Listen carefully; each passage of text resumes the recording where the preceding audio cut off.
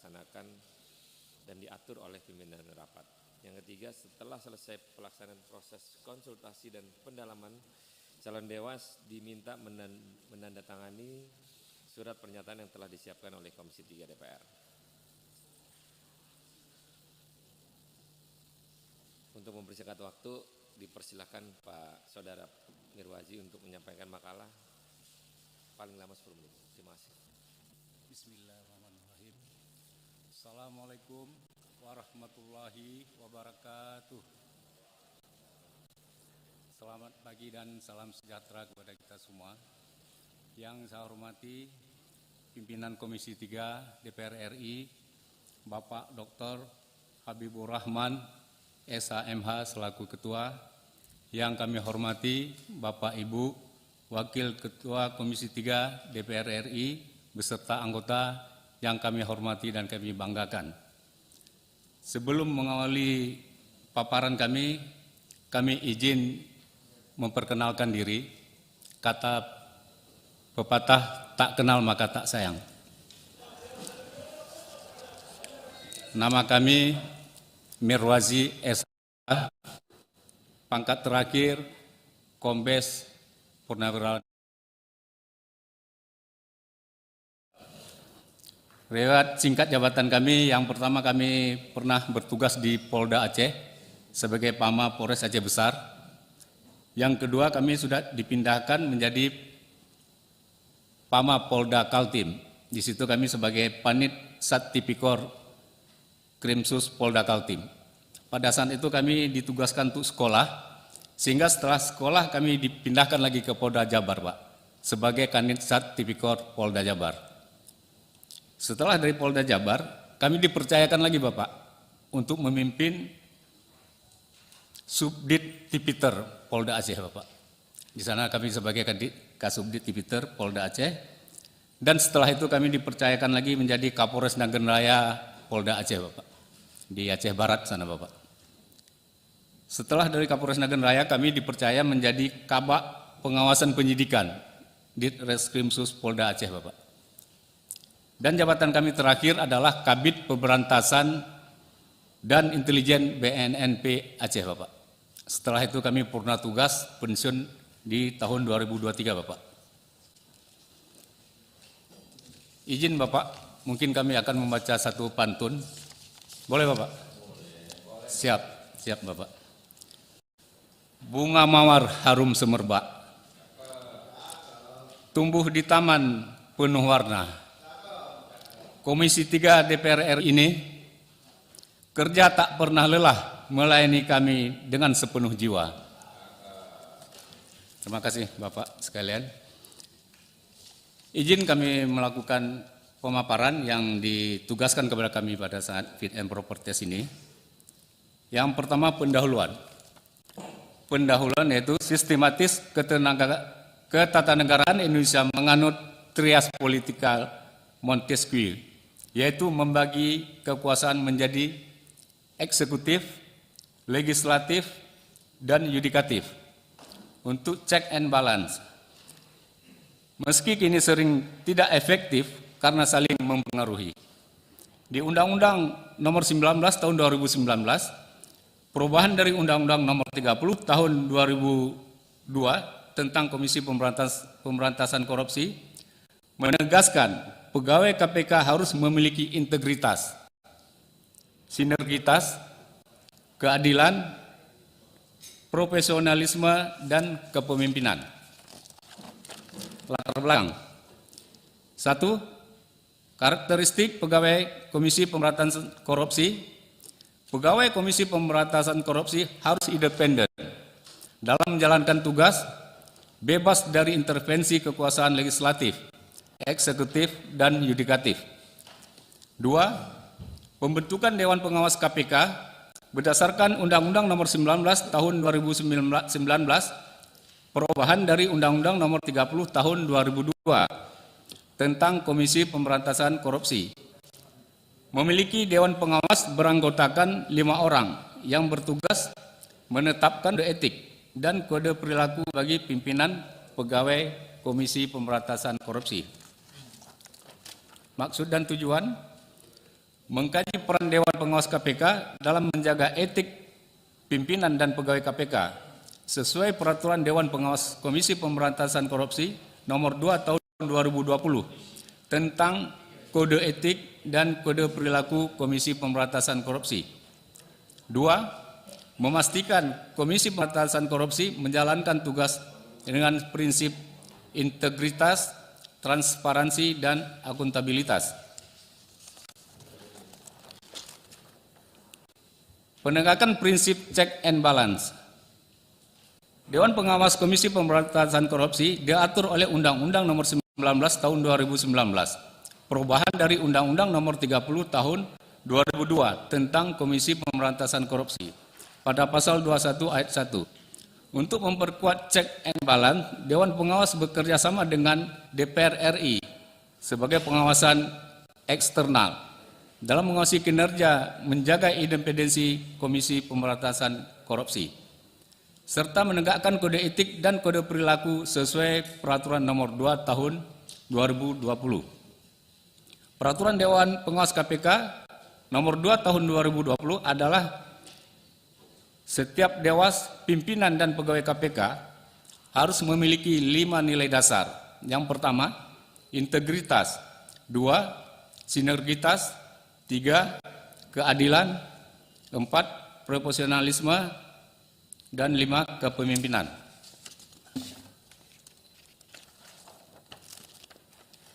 Tugas Dewan Pengawas berdasarkan putusan Mahkamah Konstitusi nomor 71 PUU strip 17 Romawi 2019 tanggal 4 Mei 2021.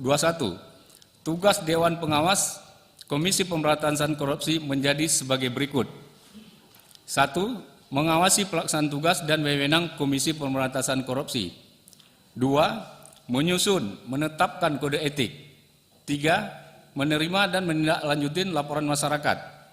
4. Menyelenggarakan sidang kode etik. 5. Mengevaluasi kinerja pimpinan Komisi Pemberantasan Korupsi dan pegawai Komisi Pemberantasan Korupsi. Ini yang dicabut di Undang-Undang Nomor 19 2019 yang sudah diubah dengan Undang-Undang Nomor 30 2002. Izin Bapak, ini yang dicabut oleh Mahkamah Konstitusi, yaitu memberikan izin, tidak memberikan izin penyadapan. Tentang penyadapan, penggeledahan, dan penyitaan. Ini tidak lagi meminta izin ke Dewas, Bapak. Setelah dikeluarkannya putusan Mahkamah Konstitusi nomor 71 PUU strip 17 Romawi 2019, Bapak. Kesimpulan, insan Komisi Pemberantasan Korupsi harus berintegritas, transparan, akuntabilitas, dan keadilan. Penting untuk memastikan penerapan etika, menjaga kepercayaan publik, dan meningkatkan efektivitas pemberantasan korupsi di Indonesia.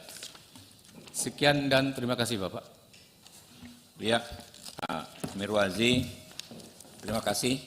Sekarang kita mulai pendalaman. Ya, silakan. Mungkin dari Partai Golkar, Pak Tandra. Terima kasih pimpinan yang kami hormati. Selamat pagi. Assalamualaikum warahmatullahi wabarakatuh. Shalom, salam sejahtera untuk kita semua. Pak Misrawi. Siap, Bapak. Ya, selamat pagi, Pak. Sehat, Pagi, Pak. Pak? Sehat, Pak? Siap, Bapak. Nah, baik. Puji syukur. Bapak tadi mengatakan bahwa pembagian kekuasaannya. Tadi menyinggungnya. Bapak latar belakang pendidikan apa, Pak? S1, Bapak. S1 apa? Hukum atau apa? Hukum, Bapak. Hukum, ya. Terima kasih. Pak, tadi Bapak menyatakan bahwa izin penyadapan itu sudah tidak melalui Dewas lagi, ya kan? Siap, Bapak. Saya berpandangan begini, Pak. Penyadapan itu kan masuk ke ranah pribadi, private, Pak. Warga negara. Secara asasi, Pak, kebebasan itu kan pemberian Tuhan yang Maha Kuasa, Pak. Siap, Bapak. Seharusnya tidak dapat diambil. Maka isu kebebasan itu kemudian lahirlah yang disebut asas legalitas tadi. Artinya di dalam dunia demokrasi modern, ya kan? Kalau kita mau merampas kebebasan itu, ya kan? Siap. Harus izin. Kalau di dalam demokrasi modern kan izin dari wakil-wakilnya. Maka kemudian itu timbul kalau kita melihat ide-ide hukum, Siap. ya. Pajak ditetapkan dengan undang-undang. Kan itu harus lewat wakil-wakil rakyatnya. Siap. Nah, penyadapan ini kan isu sentral, Pak. Apa pendapat Bapak jika Bapak menjadi dewas? Apakah menurut Bapak penyadapan ini harus dikontrol? Ya kan? Bukan untuk membatasi, Pak. Tapi karena kebebasan yang tadi di awal saya ngomong, itu kan pemberian Tuhan yang Maha Kuasa. Siap, Bapak. Dalam demokrasi modern kemudian harus lewat wakil-wakil rakyatnya, ya kan? Karena pembicaraan yang sangat privat pun bisa didengar, ya kan? Begitu kan, Pak? Nah, apa pendapat Bapak? Itu pertama. Yang kedua, Bapak tadi mengatakan etik, ya. Saya mengutip pendapat dari Profesor Jimli Asidik, bukan saya yang ngomong ini. Profesor Jimli Asidik yang mengatakan bahwa etika itu ibarat lautan dan hukum itu ibarat kapal. Siap. Ya kan? Siap, Bapak. Kapal itu baru bisa berlayar kalau ada lautan, Pak. Artinya bahwa KPK itu dapat bisa bekerja dengan sempurna kalau ada yang mengawasinya. Sebab di dalam demokrasi modern tidak ada kekuasaan yang tanpa batas, Pak. Siap. Ya kan? Siap, Bapak. Nah, Bapak tadi latar belakang pendidikan hukum ya, Pak. Siap. Nah, kalau di dalam sistem civil law, Pak, ya, kita tuh kemudian mengarah kepada yang namanya kodifikasi. Kodifikasi muaranya adalah legalitas. Legalitas kalau di dalam hukum pidana itu berlaku yang namanya presumptions of guilty, praduga bersalah. Maka kemudian di dalam KUHP kita disebutin 2 alat bukti baru bisa nangkep orang. Siap. Masalahnya kemudian, Pak, siapa yang mengawasi, Pak? Ya kan? 2 alat bukti itu. Ya kan, Pak? Siap. Bisa saja alat bukti itu penyidik itu mengatakan bahwa ini dua alat bukti. Alat bukti yang mana? Siap. Semua serba tertutup. Bapak sebagai mungkin kalau terpilih menjadi seorang anggota dewas. Siap. Apa tanggapan Bapak terhadap persoalan ini? Terima kasih pimpinan. Siap, Bapak. Pertanyaannya. Gerindra. Terima kasih pimpinan. Assalamualaikum warahmatullahi wabarakatuh. Selamat pagi, salam sejahtera untuk kita semua. Yang saya hormati pimpinan dan anggota Komisi 3. Yang saya hormati Pak Mirwaji. Izinkan saya Pak, saya Rofiki dari Kalsel 1 fraksi Partai Gerindra. Pak Mirwaji, begini. Ini menarik nih, Bapak menulis memastikan KPK menjalankan tugas dengan prinsip integritas. Kita tahu Pak, kata integritas itu udah lama hilang dari KPK. Siap. Diserang kasus bertubi-tubi dari pimpinan, dari kemarin tahanan di KPK itu semuanya. Nah, kepercayaan masyarakat itu sekarang ke KPK itu berada pada titik paling rendah, Pak. Nah, bagaimana Bapak mengembalikan integritas itu, kata integritas itu ke dalam lembaga KPK ini, Pak? Pertanyaan pertama. Pertanyaan kedua, Pak.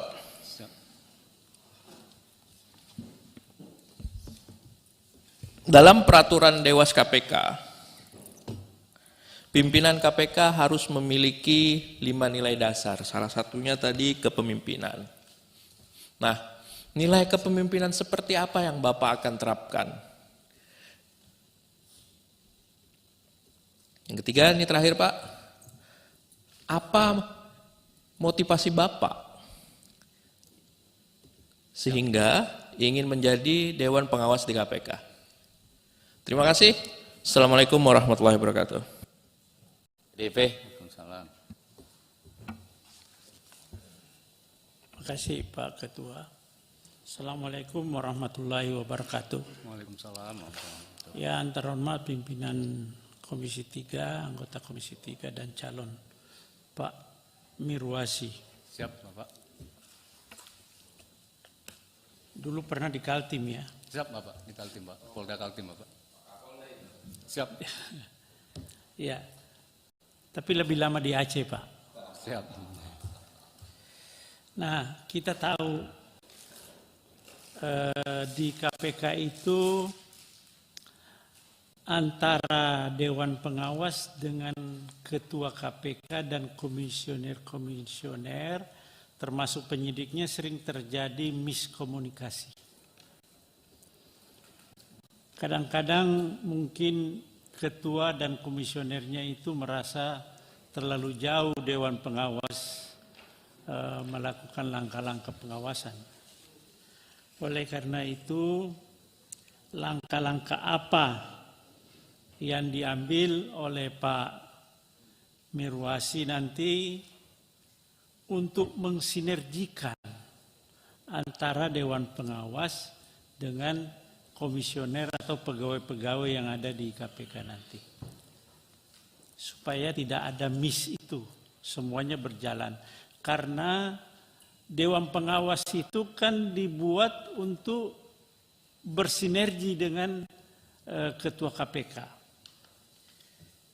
Yang kedua, nanti kalau ada Ketua KPK atau komisioner yang melanggar aturan-aturan, apakah Bapak tidak ragu-ragu untuk melakukan tindakan-tindakan hukum terhadap mereka?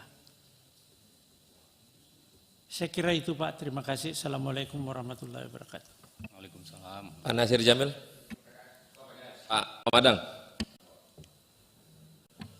Baik, terima kasih pimpinan dan anggota Komisi 3 dan Saudara Mirwazi SHMH. Siap Bapak. Dari kemarin kita mendengarkanlah bagaimana para calon pimpinan dan sekarang adalah dewasnya.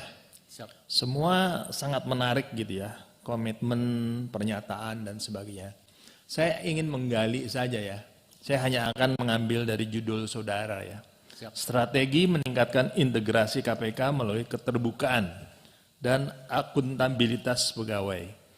Coba jelaskan konsep Anda apabila terpilih strategi itu, sehingga meyakinkan kita bahwa Anda pantas untuk menjadi dewas.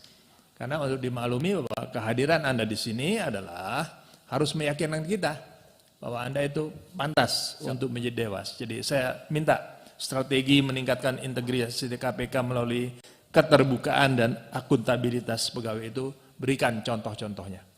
Dan bagaimana prakteknya. Ya, Siap. terima kasih. KB. Ada. Oh itu PKB. Ya, saya suka nyempil-nyempil. Bismillahirrahmanirrahim. Assalamualaikum warahmatullahi wabarakatuh. Salam. Yang saya hormati pimpinan dan anggota Komisi 3 dan yang saya hormati Bapak Saudara Mirwazi, calon Dewas KPK. Dewas KPK itu baru dibentuk di 2019-2020 ya. Berarti kan baru saja. Padahal Bapak selama ini di paparan ini menilai bahwa Dewas itu sangat penting. Nah, saya pengen tanya, coba selama 5 tahun ini masukan yang akan Bapak berikan selama perjalanan 5 tahun ini yang sudah berjalan, masukan yang paling teknis dan paling mendasar apa untuk 5 tahun berjalan ini Pak? Bagi saya cukup di situ Pak. Terima kasih Pak.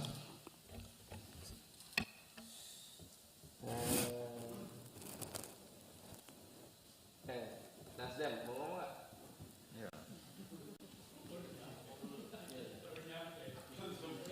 Apa-apa mau ngomong nggak? Ayo silakan. Nabil.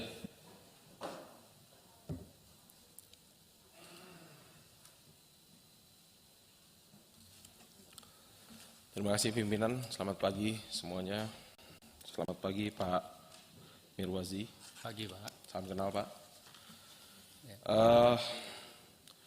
Ini cukup mendadak karena saya baru duduk ya, tapi kita jalankan. Kebetulan saya sudah ada sedikit pertanyaan Pak. Dalam menjalankan tugas sebagai calon Dewan Pengawas KPK, upaya apa yang saudara lakukan untuk memperkuat mekanisme checks and balance di dalam lembaga KPK? Terima kasih Pak. Udah itu doang. Demokrat. Oke, lanjut. Demokrat. Ya, makasih pimpinan yang saya hormati dan anggota Komisi 3 yang saya hormati. Pak Mirwazi. Siap Bapak. Ini kalau aku lihat agak lama kita di Aceh. Siap. Jadi kearifan lokalnya banyak di situ. Itu dia kan, bunyi dia kan, dongan itu. KPK itu kan diberi oleh undang-undang power yang begitu besar. Sebagai mantan polisi lah Pak Mirwazi, setajam-tajamnya peluru pistol polisi, lebih tajam penanya KPK. Siap.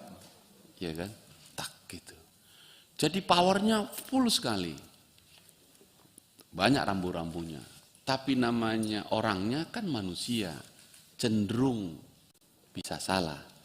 Cenderung kekuasaan itu disalahgunakan. Cenderung kekuasaan itu abuse, melewati batas-batas. Karena itulah dibutuhkan si pengawas. Nah pengawas ini kalau di kampung kita ini, kalau di kebun-kebun gitu kan kita bilang centeng gitu ya. Ngawasi dia. Centeng dia. Oh, tak gitu. Saya bertanya kepada Pak Mirwazi, model pengawasan apa yang Bapak mau ambil? Tentu tadi di sini sudah jelas ya, dengan kalau DPR kan pengawasan eksternal lah, mewakili masyarakat. Anda di dalam ini. Tapi kita juga tidak mau Dewas ini kemudian membuat KPK itu malah nggak berani apa-apa gitu. Bukan itu maksudnya mengawasi. Siap. Tapi maksudnya adalah mengawasi supaya on the track sesuai dengan ketentuan yang sudah diaturkan. Pertanyaan saya, Pak Mirwazi sebelum majukan diri sebagai calon Dewas, udah membaca nggak rekam jejak Dewas yang pengalaman kita 3-4 tahun terakhir ini? Apakah ada yang kurang pas? Atau ada yang salah di situ sehingga kalau Bapak datang, masuk, memperbaikinya dan membuat KPK kita terhormat di jalan yang sudah ditentukan begitu.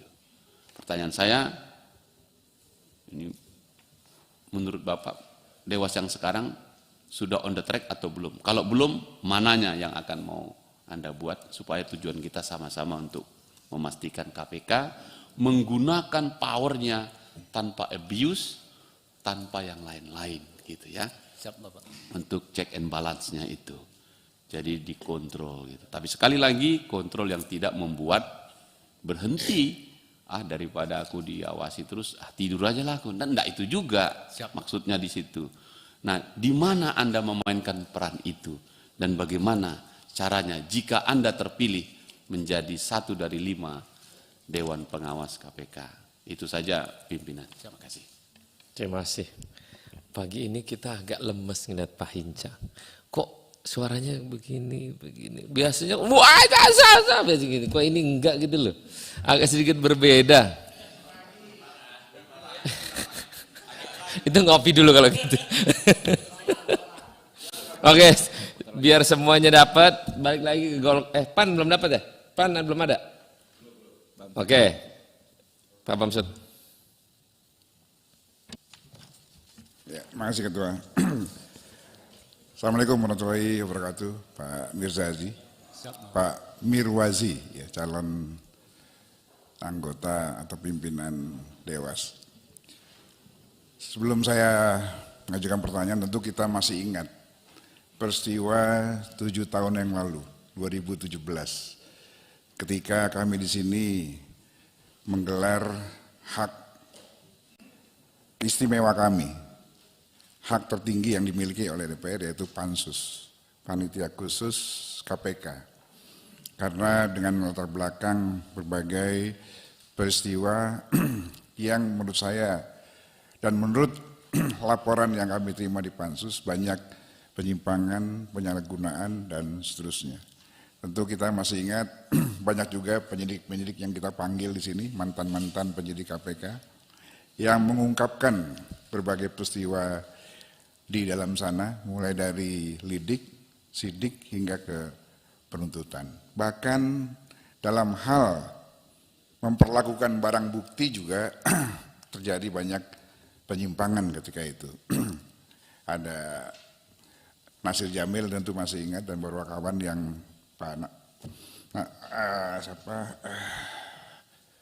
Roni juga mungkin masih ingat, karena kami sudah mungkin 4 periode di sini, sudah 3 kali fit and proper pimpinan KPK, dan ini yang keempat. Dan ini yang pertama untuk fit and proper Dewas, karena kesepakatan kita 2019 dengan Undang-Undang Nomor 19 2019 itu untuk pertama kalinya Dewas ditentukan oleh pemerintah ketika itu. Nah, pertanyaan saya adalah ketika Pansus juga itulah yang kemudian mendorong gagasan perlunya Dewas atau pengawasan bagi KPK. Dan ternyata dalam perjalanan yang baru seumur kalau jagung bulan, barangkali hanya beberapa tahun terjadi peristiwa yang menurut saya juga miris antara debat terbuka atau keributan terbuka antara Dewas dengan pimpinan KPK, dan ini nggak boleh terjadi lagi. Nah, bagaimana kira-kira pandangan saudara? Karena jelas dalam Undang-Undang Nomor 19 2019 itu dikatakan dan diatur tentang hal penyadapan, penggeledahan, dan seterusnya. Ada tata cara yang harus diikuti. Nah, ketika saudara nanti menemukan suatu penyimpangan ya, terhadap peraturan dan perundang-undangan yang sudah diputuskan dan ditetapkan dalam Undang-Undang Nomor 19, apa kira-kira yang saudara akan lakukan? Satu, bagaimana mekanisme pengawasannya? Ya. Apakah saudara akan pasif menunggu laporan atau justru aktif? Ya. Karena banyak juga gelar perkara OTT kemudian diumumkan, dipajang di depan publik, ternyata tudingan awalnya berubah ketika masuk ke pengadilan. Misalnya ketika kita mungkin masih ingat Menteri Agama, korupsi sekian ratus miliar, tiba-tiba di pengadilan hanya dituduh menerima gratifikasi apa yang dari Makkah itu kiswah. Ya. Ini kan tentu aneh juga. Lalu digelar OTT-nya beratus-ratus juta dolar misalnya, atau puluhan miliar, ratusan miliar, tapi kemudian yang menjadi barang bukti dihadirkan pengadilan hanya sebagian kecil. Ternyata apa yang disita itu tidak berkaitan dengan pokok perkara. Ya, artinya apa yang disita itu adalah hasil usaha sendiri, bukan menjadi materi daripada pokok perkara. Nah, bagaimana Anda menyikapi ini? Apakah kemudian lantas Dewas mengajukan sanksi? Nah, sanksi ini kemana? Ke penyidiknya, ke ketua timnya, atau ke pimpinan KPK-nya? Karena setahu saya semua digelar di pimpinan KPK untuk menetapkan seseorang menjadi tersangka atau tidak tersangka. Kemudian sanksi apa kira-kira yang akan saudara lakukan ketika saudara menemukan kasus di mana TSK tidak dituntaskan lebih dari 2 tahun sebagaimana diatur dalam undang-undang. Ini ada banyak hari ini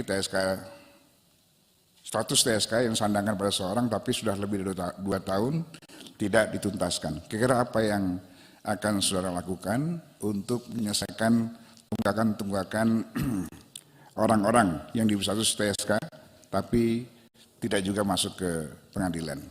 Dan termasuk juga kasus-kasus besar yang belum tuntas. Laporan ICW ada sekitar 18 kasus besar yang belum tuntas hingga hari ini. Apa yang saudara lakukan dengan pimpinan KPK atau dengan pelaksana yang ada di KPK? Saya kira itu Terima kasih Ketua. Assalamualaikum warahmatullahi wabarakatuh. Pak Nasir. Izinkan Ketua, tentu saya berusaha untuk bicara. Bismillahirrahmanirrahim. Assalamualaikum warahmatullahi wabarakatuh. Selamat pagi dan salam sejahtera untuk kita semuanya. Mari kita doakan agar kota haji dan umroh kita nggak dipotong oleh pemerintah Arab Saudi gara-gara mereka kalah 2-0 dari Indonesia tadi malam. Begitu Pak Saroni, kalau dipotong kita bisa kurang haji dan umrohnya. Yang kedua, saya sebagai anggota DPR RI, ya, daerah pemilihan Aceh dan masyarakat Aceh tentu bersuka cita karena saudara Mirwazi ini salah seorang calon dewas, ya, berasal dari Aceh. Ya, jadi saudara ini seperti sudah di depan pintu, ya, tinggal apakah pintu itu dibuka atau tidak, sangat tergantung dengan kemampuan saudara memberikan keyakinan kepada Komisi 3 bahwa saudara layak dan patut untuk menjadi salah seorang anggota atau komisioner Dewan Pengawas di KPK nantinya. Yang ketiga, kita tahu bahwa Indonesia ini adalah negara hukum dan demokrasi. Jadi negara hukum merujuk kepada konstitusi dan demokrasi itu salah satunya adanya pengawasan dan pembatasan.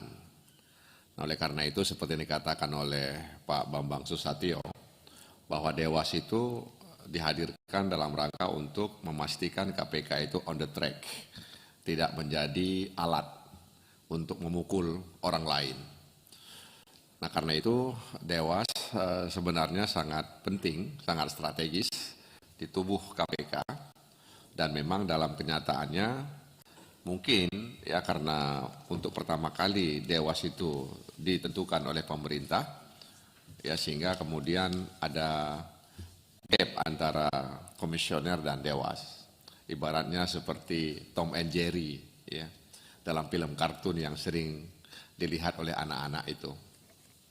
Nah, karena itu dalam kesempatan ini saya pikir kita harus memahami bahwa negara hukum yang demokratis itu mensyaratkan adanya pengawasan dan pembatasan. Nah, mudah-mudahan Dewas ke depan, ya, itu bisa bersinergi, berkolaborasi dengan komisioner KPK dalam rangka untuk meningkatkan integritas. Ya, jadi bukan integrasi ini dalam makalah ini integrasi, seharusnya integritas. Ya, yang saya baca itu integritas bukan integrasi. Meskipun integritas dan integrasi itu beda tipis.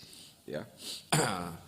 Oleh karena itu sekali lagi mudah-mudahan Dewas ke depan, ya, itu bisa berkolaborasi sehingga bisa meningkatkan integritas KPK melalui transparansi, keterbukaan dan akuntabilitas. Demikian Pak Saroni, ya. Kami seperti yang Pak Adang Darajatun sampaikan tadi berharap agar keterbukaan dan akuntabilitas pegawai ini seperti apa, ya. Kita sadar beberapa waktu lalu ada puluhan pegawai KPK yang berjaga di rutan KPK itu melakukan pungli, pungutan liar. Nah, ada juga istilah lainnya Pak Bambang Susatyo, ya, namanya susu tante, sumbangan sukarela tanpa tekanan. Ya, ini tidak ada kaitan dengan pornografi dan porno apalah, ya. Tapi istilah di lapangan begitu, ya. Oleh karena itu sekali lagi kita dikejutkan dengan pegawai rutan yang melakukan pungli sehingga kemudian mereka diberhentikan, dipecat, tidak hormat dan mereka sedang diproses. Saya tidak tahu apakah sebahagian sudah selesai proses hukumnya. Itu menunjukkan bahwa ada sesuatu yang tidak tampak. Ya, ada ruang-ruang gelap ternyata di dalam, sehingga kemudian mereka bisa melakukan pungli. Nah, ini mudah-mudahan pegawai di KPK itu bisa menjadi bahagian yang tidak terpisahkan, sehingga kemudian komisioner KPK, Dewas, dan pegawai KPK bisa menjaga marwah dan martabat Komisi Pemberantasan Korupsi. Demikian Kami mendoakan mudah-mudahan saudara bisa menjadi bahagian dari anggota Dewas. Terima kasih Pak Saroni. Wassalamualaikum warahmatullahi wabarakatuh. Oke, monggo. Terima kasih pimpinan dan rekan-rekan Komisi 3, anggota Komisi 3 yang saya hormati.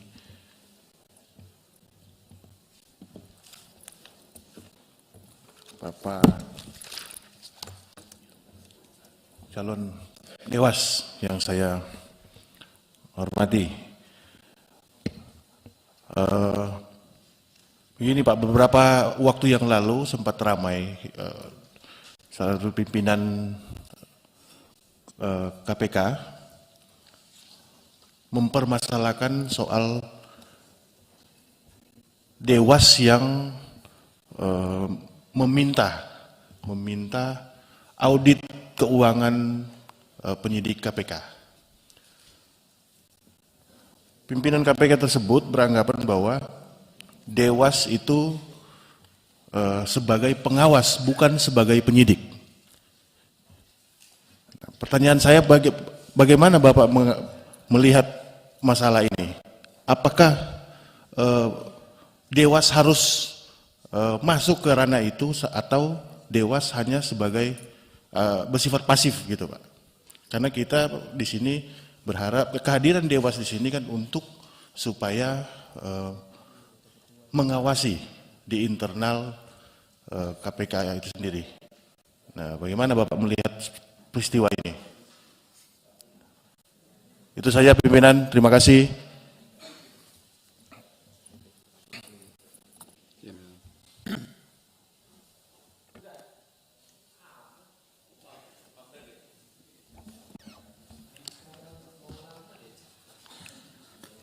Terima kasih pimpinan Pak Roni. Ketemu lagi kita Pak. Ya tergantung Pak Ketua. Bang Habib bahwa Bang Roni ini teman lama, dulu sama-sama kita di Priok 7 tahun lalu ya. Siap. Teman-teman Komisi 3 yang saya hormati dan calon Dewas KPK. Kalau saya melihat daftar riwayat hidup saudara Miswar SHMH sebagai pensiunan kepolisian, harusnya saudara mencantumkan pangkat. Kenapa saya katakan bahwa itulah integritas kita. Kita harus menunjukkan karena saudara tidak usah ragu bahwa karena nanti saudara memimpin itu yang harus saudara awasi adalah seorang jenderal, dan jenderal itu dengan kombes dan apapun itu kalau kita sudah masuk di dalam ranah KPK tidak ada lagi. Jadi harus punya integritas dan berani. Jadi ragu-ragu mundur. Saya mau sampaikan bahwa Dewas KPK atau KPK itu sendiri ya sejalan dan sebangun dengan pimpinan KPK. Bagusnya pimpinan dan anggota KPK itu sama dengan bagusnya Dewas, Dewan Pengawas. Jadi jangan hanya Dewas itu hanya sebagai cap saja, ya. Jadi jangan hanya sebagai pelengkap. Tapi kalau Dewas benar-benar ya, kalau di Polri kan ada Propam, dan Propam itu memang betul-betul ditakuti. Nah, kalau saudara di sana, kira-kira apa yang akan saudara lakukan? Karena semua bisa masuk, mulai dari yanduan, penyelidikan, penyidikan, sampai kepada penuntutan. Ya namanya Dewan Pengawas, ya. Di yanduan itu banyak persoalan. Contohnya, orang masuk laporan, karena dia kong kali kong, laporannya itu disimpan, disembunyikan, tidak muncul di permukaan, apalagi mau masuk diangkat sebagai penyelidikan. Nah, Dewas di sini adalah penentu. Jadi saudara harus berani masuk dan bisa membongkar semua itu. saya minta saudara menjelaskan kira-kira apa langkah-langkah saudara mulai dari laporan, yanduan, penyidikan sampai kepada penuntutan. Saya kira itu. Terima kasih Pak Ketua.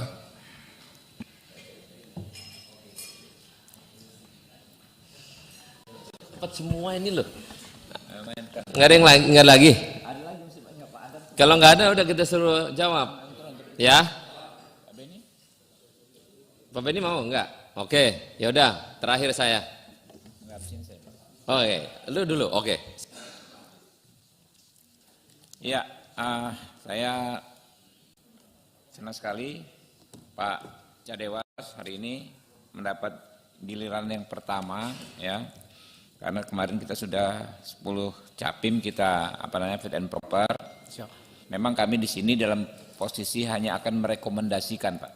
Dari 10 kami merekomendasikan 5 orang, ya. Dan itulah yang nanti Pak Presiden yang akan menentukan. Nah, terkait Dewas ini, Pak. Kalau mengacu pada periode kemarin, saya memimpin rapat di sini ketika itu pimpinan KPK, ya, dengan Dewas itu berseteru di ruangan ini. Di satu sisi pimpinan KPK merasa Dewas, ya, terlalu jauh masuk ke dalam manajemen kepemimpinan KPK.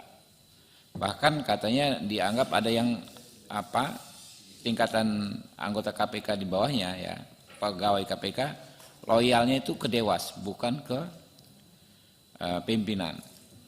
Di sisi lain,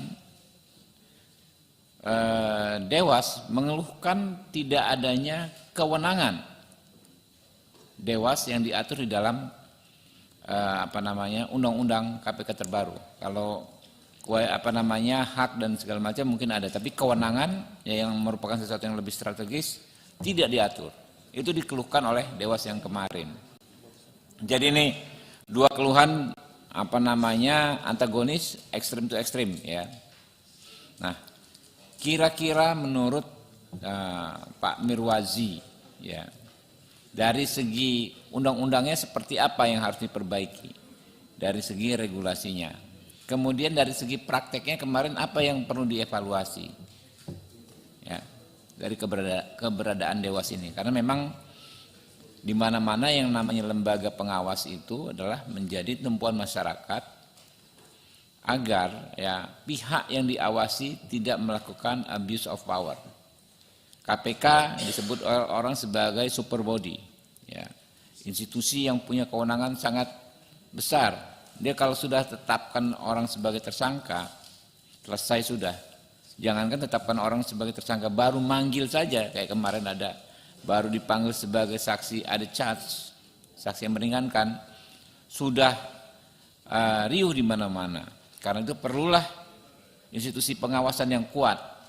Nah, bagaimana evaluasi yang kemarin? Kalau Bapak kan kemarin dari luar melihatnya, dari segi regulasinya seperti apa yang kurang, ya, dari regulasinya. Kalau kemarin di Dewas yang kemarin mengatakan tidak diaturnya kewenangan yang tegas dalam undang-undang. Tapi dari segi praktiknya juga seperti apa? Mungkin itu Pak Mirwazi. Siap, Bapak. Terima kasih pimpinan. Pimpinan pun sebentar kali ini. Jadi Saudara Mirwazi. Siap, Bapak. Jadi kan Bapak mau jadi calon Dewas KPK. Siap. Jadi Bapak nih sedang dalam tahapan, mudah-mudahan kalau rezeki menjadi seorang dewan pengawas. Nah, belakangan di Dewas sekarang ini, Pak, terlalu membuat satu ruang konflik di internal dan menganggap bahwa padahal pengawasan yang sedang diawasi tidak independen lagi. Jadi pada kepentingan pada kelompok-kelompok tertentu. Nah, kita berharap Bapak kalau memang terpilih, menjadi pengawas yang independen, kuat, dan berintegritas. Jangan nanti punya perasaan tidak enak dan sungkan terhadap apa yang Bapak awasi. Tadi teman-teman menyampaikan hal demikian terkait dengan apa yang menjadi penyadapan lah, atau pada target-target tertentu kepada orang-orang yang dikira untuk menjadikan seolah-olah ini tangkapan. Nah, kalau memang demikian, kita berharap KPK ke depan makin baik, makin bagus, dan dari pengawas juga mengawasi dengan seksama, bukan kepada kepentingan kelompok tertentu untuk menghajar orang atau menangkap orang dengan mudahnya. Kalau kemarin Capim KPK mengatakan mau menghilangkan OTT misalnya, orang senang pasti. Dengan gembira orang akan dengan apa yang disampaikan. Tapi kan bukan semata-mata dalam pengawasan ini hanya pada fokus OTT saja, Pak. Kita berharap Bapak punya integritas yang berbeda. Sebagai pengawas, mengawasi sesungguhnya atas independensi institusi yang Bapak pimpin nanti. Mungkin itu dari saya pesan, bukan pertanyaan, tapi ini karena wujud kita pengen institusi ini terjaga nama baiknya. Integritas yang dibuat oleh pimpinan Dewas ke depan itu punya integritas yang lebih hebat. Terima kasih, Pak. Silakan jawab, Pak. Terima kasih, Bapak, pertanyaannya semua. Yang pertama kami menjawab, yaitu dari Pak Kandar yang pertama. Penyadapan yang mungkin sama disampaikan tadi sama Pak Saroni, penyadapan yang Pak Mirwazi, nanti Bapak semua pertanyaan ini kan rata-rata mirip, Pak. Siap, Pak. Jadi jangan nanti Bapak satu nggak perlu, Pak. Siap. Rangkaian pertanyaan teman-teman ini akan Bapak jawab menjadi rangkuman agar Bapak menjawab dengan pas. Siap, Bapak.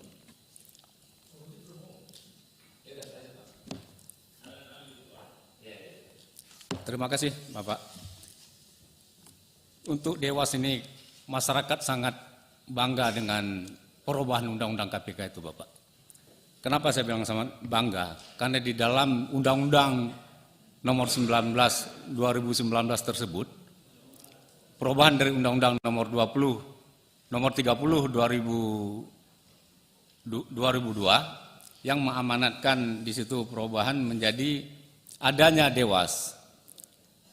Di pasal 21 ayat 1 tersebut memuat elemen dari KPK itu adalah Dewan Pengawas berjumlah 5 orang, pimpinan KPK berjumlah 5 orang, dan di situ ada pegawai KPK, Bapak.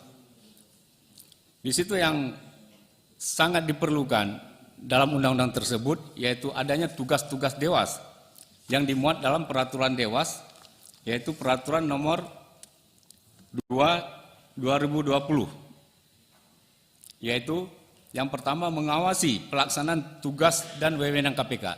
Ini Bapak, sebagai Dewas dalam hal mengawasi dan tugas wewenang KPK tersebut bukan membatasi kegiatan KPK.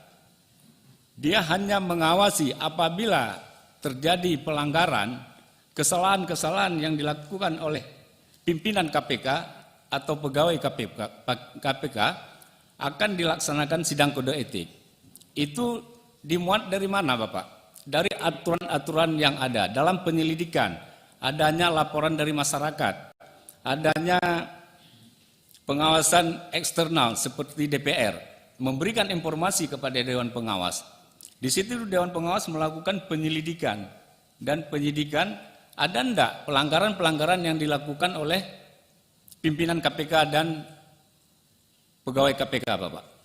Jadi di sini yang biasanya terjadi dalam penyidikan itu terjadinya banyak pelanggaran.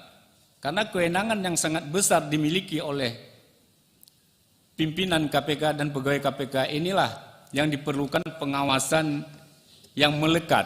Dalam arti kata bukan pengawasan melekat, membatasi gerakan-gerakan dari pegawai KPK dan pimpinan KPK, Bapak. Di dalam peraturan Dewan Pengawas KPK tersebut, yang namanya tadi penyadapan, penggeledahan, dan penyitaan, berdasarkan putusan Mahkamah Agung, berdasarkan putusan Mahkamah Konstitusi nomor 71 PPPU 17 Romawi 2019, tanggal 4 Mei 2021, Dewan Pengawas tidak memiliki kewenangan lagi dalam hal memberi izin atau tidak memberi izin penyadapan, penggeledahan, dan penyitaan. Ini yang sangat kita sayangkan, Bapak. Kenapa ini dicabut oleh Mahkamah Konstitusi? Sedangkan pelanggaran yang banyak terjadi dari pegawai penyelidikan tersebut yaitu di penyadapan. Sebagaimana dikatakan tadi, penyadapan tidak boleh sewenang-wenang, tidak boleh melanggar aturan. Ini penyidik biasa melakukan pelanggaran-pelanggaran di sini. Di sini kita akan melakukan pengawasan melekat. Dalam arti kata, kalau toh ini sudah dicabut, maka Dewas sangat susah untuk melakukan pengawasan terhadap penyadapan, penggeledahan, dan penyitaan.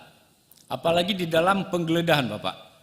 Sebagaimana disampaikan tadi, bisa saja penyidik melakukan penggeledahan sesuka hatinya. Biasanya penyidik melakukan penggeledahan karena sesuka hatinya, menggeledah rumah orang yang kadang-kadang bukan rumah yang melakukan tindak pidana. Ada yang menggeledah rumah orang tuanya, mengatakan bahwa ini mobil mewah orang tuanya harus disita.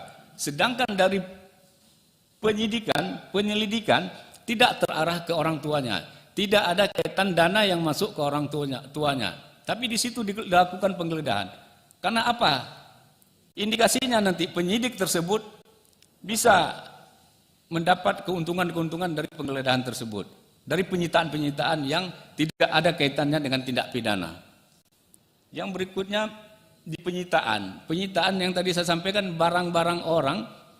Sebenarnya di dalam penyelidikan itu kita sudah jelas barang apa yang akan kita sita. Surat apa yang akan kita sita, dokumen apa yang sudah kita sita. Karena apa? Kita di dalam penyelidikan, dalam hal pengawasan penyelidikan itu, kita melakukan gelar perkara, Bapak. Begitu kita terima laporan, kita melakukan gelar perkara. Yang melaporkan ini ada unsur apa dia melaporkan hal tersebut? Apakah dia sakit hati? Apakah memang dia loyal kepada negara ini untuk melaporkan apa yang terjadi dalam kasus tersebut?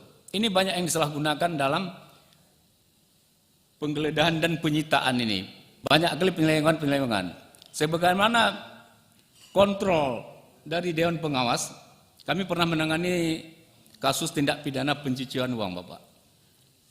Kasus tindak pidana pencucian uang itu tidak semena-mena langsung kita bisa tangani, bisa tangkap orang pelakunya. Di sini ada pengawasan, yaitu PPATK. Tidak memberikan izin langsung untuk melakukan pembukaan rekening bank. Disitulah pengawasan yang cukup bagus saya lihat. Penyidik harus menggelar dulu perkara di PPATK untuk menjelaskan siapa tersangkanya, apa barang buktinya, rekening siapa yang harus dibuka, rekening siapa yang harus dilihat rekening korannya. Ini digelarkan dulu. Tapi di sini di Dewan Pengawas setelah dicabut oleh Mahkamah Konstitusi, kewenangan-kewenangan yang cukup rentan terjadi kesalahan-kesalahan, penyelewengan-penyelewengan di situ, ini sudah dicabut, Bapak. Jadi ini sangat kita sayangkan. Tapi kami sebagai Dewan Pengawas tetap mengawasi adanya laporan dari masyarakat. Kita tetap mengawasi apabila ditemukan pelanggaran, di situ ada pelanggaran ringan, pelanggaran berat, pelanggaran sedang. Nah, itu ada tahap-tahapnya, Bapak. Jadi di situ kita akan melihat bagaimana konsekuensi dari tugas Dewan Pengawas tersebut. Menerima dan menindaklanjuti laporan dari masyarakat itu tetap kita atensi. Matanya Dewas juga ada di dalam masyarakat untuk melaporkan hal-hal penyelewengan yang dilakukan oleh pimpinan KPK maupun pegawai KPK. Apa yang terjadi di dalam Dewas terdahulu, mungkin ini jadi pelajaran bagi kami yang mungkin terpilih menjadi Dewas yang akan datang. Kenapa terjadi miskomunikasi antara Dewan Pengawas dengan KPK? Ini kemarin mungkin banyak terjadi ego sektoral, Bapak. Dewas merasa dia harus mengawasi sampai ke dalamnya penyidikan, sedangkan pimpinan KPK merasa dia paling hebat, aku paling jago, aku pimpinannya, aku yang pegang anggarannya. Ini yang akan kita bentuk ke depan ini. Duduk bersama, membuat aturan-aturan bersama untuk menjaga KPK yang lebih bijaksana dalam menangani kasus-kasus korupsi yang diharapkan oleh masyarakat bahwa KPK bisa menangani korupsi yang lebih bagus dan bijaksana dalam penanganannya, tidak sewenang-wenang, Bapak. Yang berikutnya, kami akan melaksanakan sidang kode etik yang sebagaimana disampaikan tadi. Apabila pelanggaran dilakukan atau sanksi yang dilakukan oleh pimpinan KPK dan pegawai KPK, ada di situ pelanggaran ringan, pelanggaran sedang, dan pelanggaran berat. Klasifikasi dampak atau kerugian sebagaimana dimaksud dalam ayat 2, dampak atau kerugian terhadap kedeputian atau sekretariat termasuk pelanggaran ringan. Dampak atau kerugian terhadap komisi termasuk pelanggaran sedang. Kalau itu dampak terhadap kerugian negara, terhadap negara termasuk pelanggaran berat. Itu bisa dicabut haknya atau mengundurkan diri sebagai pimpinan KPK atau pegawai KPK dan diberhentikan oleh Dewas dengan usulan DPR, Bapak. Menyangkut pelanggaran sidang kode etik, ini akan kita lakukan apabila kita temukan bukan sewenang-wenang membatasi penyidik atau penyelidik kalau toh itu ada laporan dari masyarakat. Dewas hanya meminta gelar perkara, Bapak, tidak membatasi dan tidak menghentikan penyidikan untuk menggelar perkara tersebut. Sampai di mana pelanggaran yang dilakukan oleh pimpinan atau pegawai KPK dalam kasus yang dilaporkan oleh masyarakat tersebut, kita melakukan pendalaman untuk mengetahui, mencari saksi, bukti, betul tidak adanya pelanggaran yang dilakukan oleh pimpinan dan pegawai KPK. Kalau toh itu tidak, kita akan merespon laporan masyarakat tersebut untuk kepuasan masyarakat tentang laporan tersebut. Kalau toh itu melanggar kode etik, kita akan lakukan sidang kode etik. Kalau toh itu tidak melanggar kode etik, kita akan menyampaikan kepada pelapor sehingga pelapor puas dalam pelaporannya bahwa ini bukan pelanggaran kode etik yang dilakukan oleh pimpinan KPK dan pegawai KPK.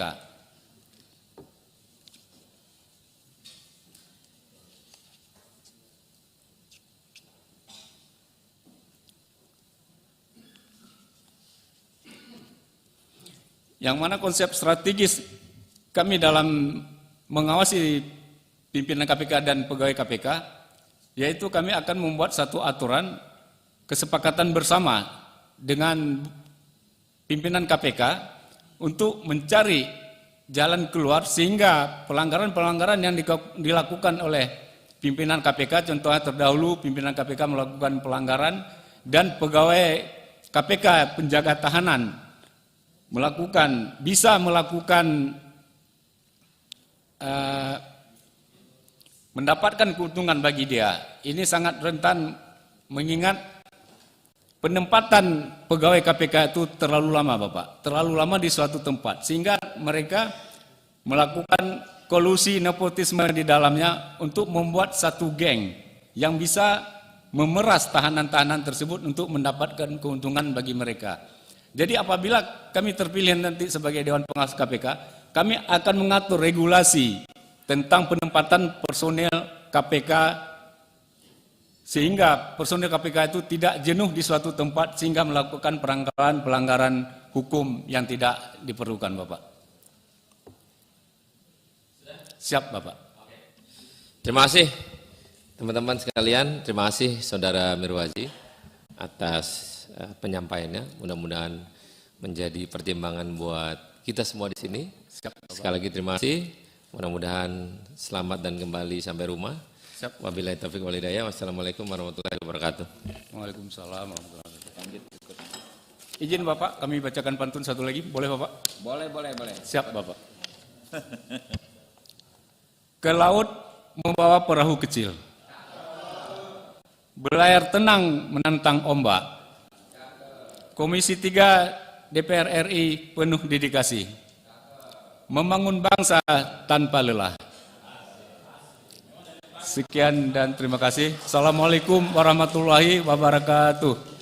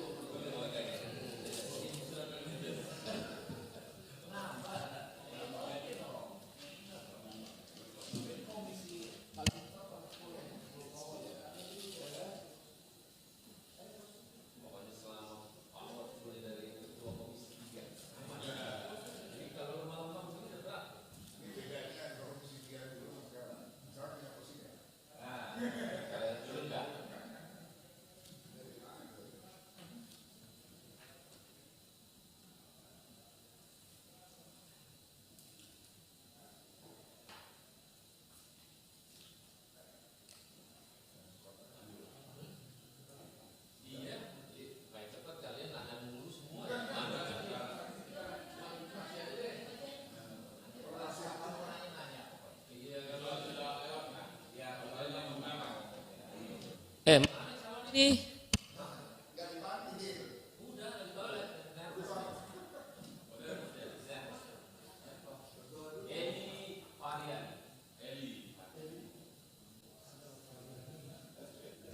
Ayo Bu Eli, nervous Bu. Ayo Bu.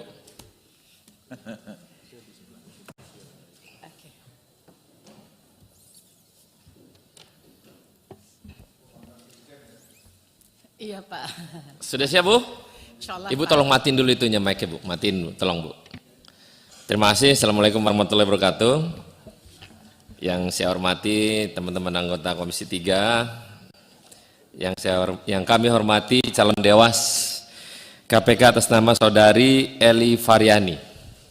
Selamat pagi, selamat datang Bu. Jangan nervous, tenang aja.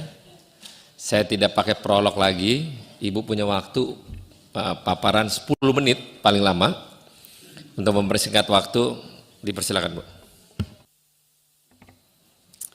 Oke, bismillahirrahmanirrahim. Izin. Assalamualaikum warahmatullahi wabarakatuh. Terkait dengan makalah yang harus saya sampaikan, yang sempat saya susun kemarin, saya mendapat judul terkait dengan optimalisasi peran pengawasan dan etik dari KPK dalam menutup celah penyalahgunaan kewenangan dan menciptakan pertanggungjawaban publik. Menurut saya upaya untuk mengoptimalisasikan pengawasan terhadap etik dari insan KPK dan juga tentunya menutup celah-celah dari penyalahgunaan kewenangan ini sebenarnya satu secara konsep ya Pak ya, secara teori yang saya yakini cukup efektif di dalam mencegah itu adalah dengan penegakan GRC Pak, governance, risk dan compliance, di mana governance ini penekanannya pada membangun tata kelola yang baik, ya, tentunya dengan memperhatikan aspek-aspek risiko atau manajemen risiko, dan tentunya diarahkan untuk mendorong dipatuhinya setiap aturan main yang berlaku bagi organisasi atau lembaga itu. Di sini adalah tentunya aturan-aturan yang berlaku bagi KPK. Saya mengusulkan ada 5 komponen yang menurut hemat saya akan sangat bisa menjadi efektif di dalam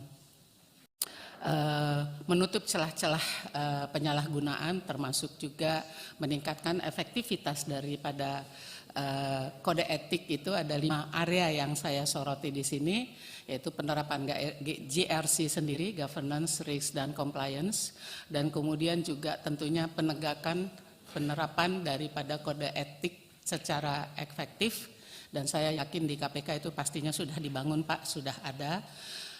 Kemudian juga yang nggak kalah pentingnya adalah kejelasan peraturan dan aturan pelaksanaan di bawahnya. Nah ini untuk menghindarkan ambiguity di dalam setiap insan suatu organisasi dalam menjalankan tugasnya, dan tentunya aturan pelaksanaannya, operasionalisasinya itu harus mengacu kepada aturan yang menjadi mandat dari organisasi tersebut. Nah kemudian juga ini yang menurut saya juga sangat efektif, yang apabila ditegakkan dengan baik dan dibangun dalam suatu tata kelola yang baik, adalah dibangunnya sistem pelaporan yang valid dan handal. Ya. Dan terakhir, semua itu tidak akan berfungsi atau tidak akan berjalan dengan baik jika SDM-SDM yang mengelola organisasi tersebut tidak berkompeten. Nah ini saya jabarkan lebih lanjut, saya kira sudah ada di hadapan Bapak Ibu sekalian area-area mana-mana yang menjadi prerequisite di dalam kelima area tersebut Pak. Apakah boleh saya jelaskan dari masing-masing area tersebut 5 hal ini Pak?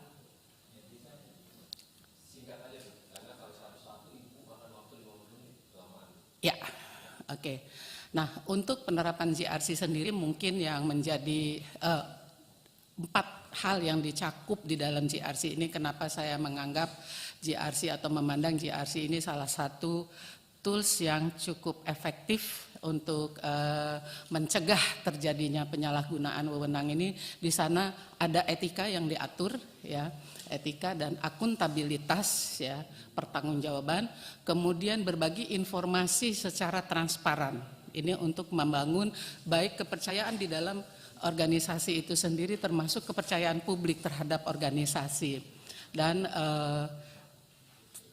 diakui, saya kira pasti di dalam sebuah organisasi ada saja konflik-konflik kepentingan di dalamnya, maka di dalam GRC ini juga diatur bagaimana kita para insan di dalam organisasi, mulai dari pimpinan sampai di bawahnya, ya, jajaran di bawahnya, itu mempunyai acuan yang jelas dalam hal penanganan konflik. Dan kemudian juga pastinya tadi suatu organisasi harus dikelola oleh sumber daya yang baik, maka di dalam GRC ini juga diatur bagaimana manajemen dari sumber daya tersebut. Nah, di dalam mengimplementasikan 5 hal ini, next slide Pak. Ya, yang pertama adalah penerapan GRC itu sendiri. Di sini ini hal yang harus diperhatikan di dalam hal membangun GRC sendiri adalah identifikasi risiko-risiko yang terkait dengan organisasi, sehingga di dalam langkah-langkahnya, di dalam tata kelolanya juga sudah dipetakan risiko-risiko yang mungkin akan terjadi, yang potensial, dan bagaimana memitigasinya sehingga tidak terjadi shock